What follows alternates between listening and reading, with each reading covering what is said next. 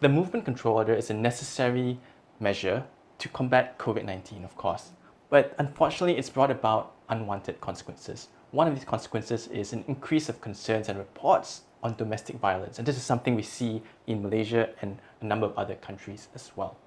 So why does this happen? Well, we're not quite sure, but it could just simply be the fact that people are at home more, so there's opportunity for abuse, and of course people may not be able to escape a violent situation as easily. At Women's Aid Organization, WAO, we provide free counseling and consultation via hotline as well as WhatsApp service. And we've seen in March a 44% increase in number of calls and WhatsApp messages we've received through our services compared to the month before. And a quick look at our April numbers shows that this trend is increasing even more. It's getting even more severe. Another thing the MCO has done is disrupt our normal response mechanisms for domestic violence services. So when a survivor needs to make a police report, when a survivor needs to get an interim protection order, when a survivor needs to get access to a temporary safe space, all these systems are no longer status quo during the MCO. We've seen some very positive response from the authorities. WAO had a case, for example, where we worked with the police to rescue a survivor from an abusive home and get her placed in a safe shelter.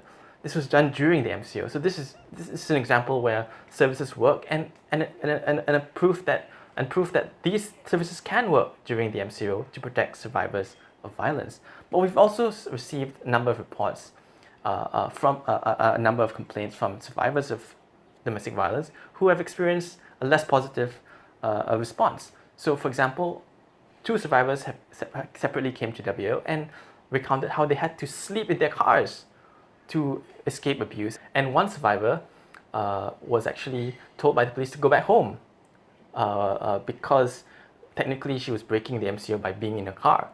We've had another survivor who said she tried to contact the government hotline 15999 7 times but was unable to get through to an operator.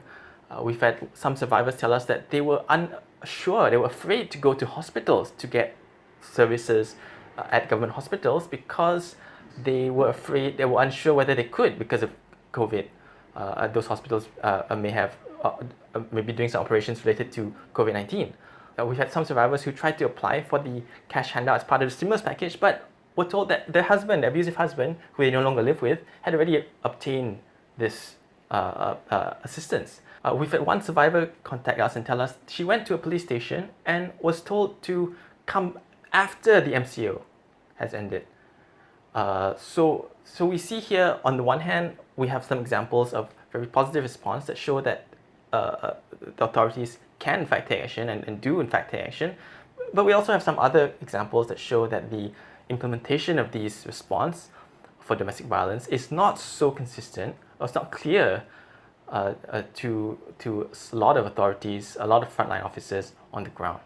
We welcome the announcement by the Defence Minister that any survivor of domestic abuse can contact Talian Kasih 15999 or WhatsApp Talian Kasih to get assistance on domestic violence cases, and that the police would take immediate action based on these complaints. So this is what the Defence Minister said over the weekend, and we welcome that statement because it clarifies and it assures survivors that in fact the government system is there to help you even during the MCO, and especially during the MCO. But this announcement alone is not enough.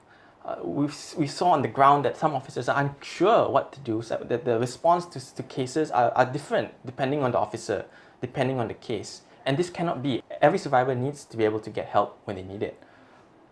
So what we urge the government to do is to clarify what exactly is the policy and SOP to respond to domestic violence during the MCO. We recommend that the Ministry of Women, Family and Community Development take immediate action to convene the National Domestic Violence Response Committee.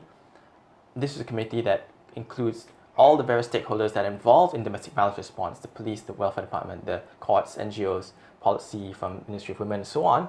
Get this group together, convene this committee as a matter of urgency to sort out all the issues, to look at what the challenges have been and to clarify exactly what the response should be.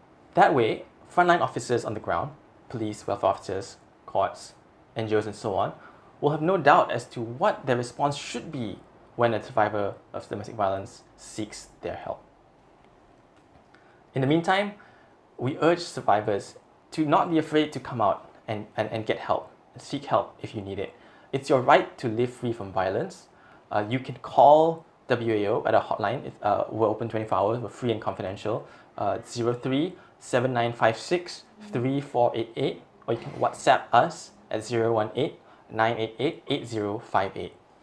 You can also call the Italian Case, the government's helpline, 15999, and of course you can call the police directly at 999 for emergencies.